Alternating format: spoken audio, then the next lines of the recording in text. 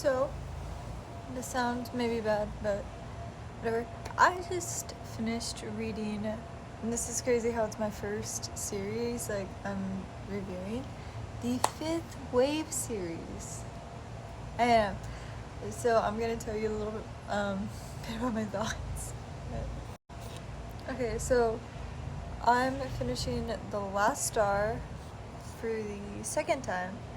I just haven't reread the series simply because I read it my senior year of high school, so we're going back 4 years, 5 if you count 2021.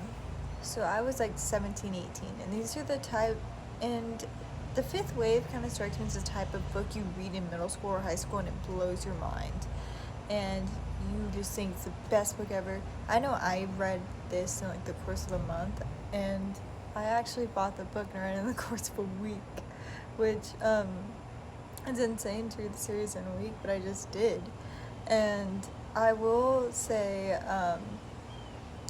one thing that I really like are like the point of views, like the chapter switches, which I'm going to get into a quick second. So we're going to characters. We're just going to go to 4, I think, that I really like. The first is Cassie. I just want to say that I was reading like book reviews and things just to kind of brush up. Cassie is a very well written character. I will say that.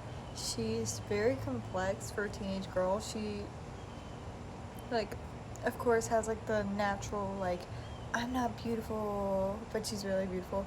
Like, don't, like, very snarky characteristics. So it's so cool to see her from where she is in the first book to very like the simple I believe in the good to the last star where she just is like a totally different person but in the most spectacular way possible. I'm fangirling over Cassie because she just like deserves that. I'm not gonna say what happens in the last star, but her character development and like growth has really gone through. Okay.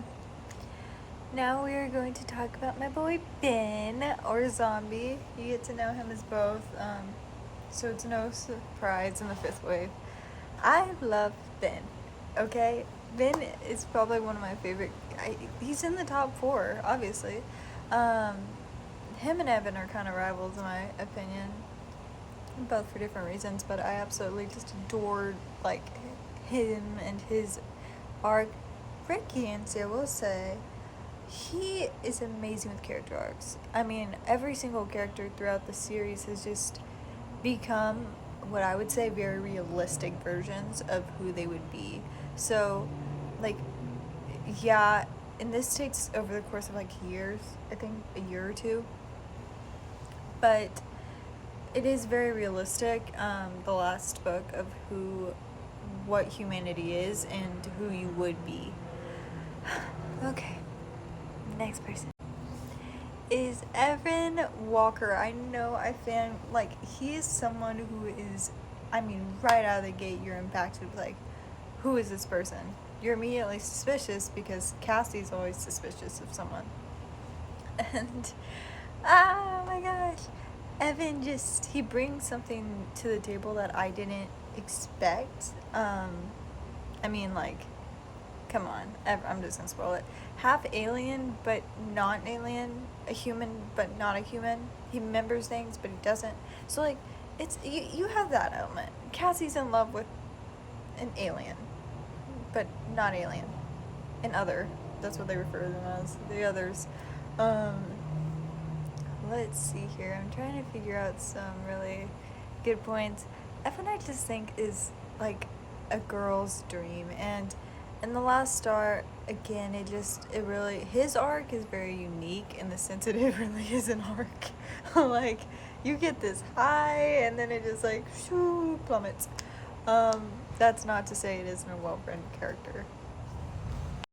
The 4th person I'm going to touch on that we never really did until the Infinite Sea and The Last Star was Ringer, or Marika. And that's like Ben's love interest. You see a lot of her. Like, actually, you see a lot of her, like, having to go through and her backstory. And man, she's a good storyteller. Her voice, again, another great thing. with character arcs and complexities, voices are very distinguished. So when he would just number and not really say the transitions, I instantly picked up, okay, this is Ringer. She was in half the book's point of view in the entire series. And she just was like kind of really, bad. She just did her own thing, and when she ended up with Ben, she ended up with Ben. And that was actually something I really wanted to happen. Like, there's a bit of like Cassie and Ben simmering for a second, but ultimately I knew it the second time, but even the first time I was like, okay, I need Ringer and Ben in my life. It was like Ringer and Cassie. Different story, probably fan fiction. Okay, let's see. Minor characters, Sam, I love him. He's such like a baby in my mind, and there's a part about the alphabet, and when he shoots someone and he's like, A, B, C, D, E, F, G. Oh my gosh, that part kind of like cracked me up. Everyone in the squad, Dumbo and Pound Cake, oh my gosh. Those point of views, I will say, like the little kid point of views, watch out for those because you'll start crying. I was at work and I had downtime to read and I started crying over a squad member's death. So my dog's out there. So I will highly recommend that. Their point of views are amazing. You just get random point of views, even from like the not characters, like the characters that you don't think are important, that actually like for some reason are in Tinder and Ringer's heart or Ben's heart. I know to call him Zombie because that's what they really call him, but or like Evan's heart, like him and Megan. I don't know. They're just all great.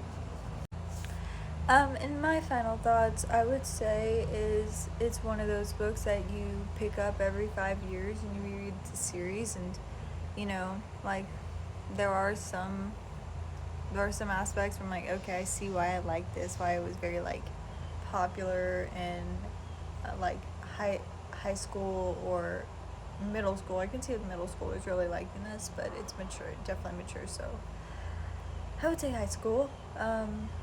This was in every classroom, but overall I would just like to think that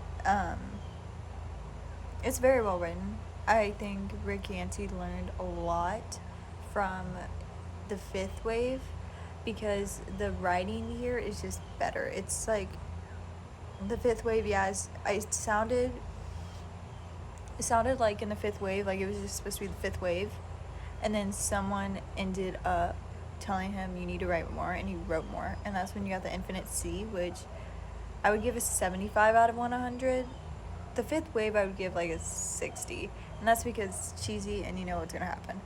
Infinite C, a 75, and I would give the last star like a 90%. The plot's great. You don't usually expect the last series, like the last book, to have this big of an impact, but it did, so I highly recommend it, because it really does come together in a way that you don't expect.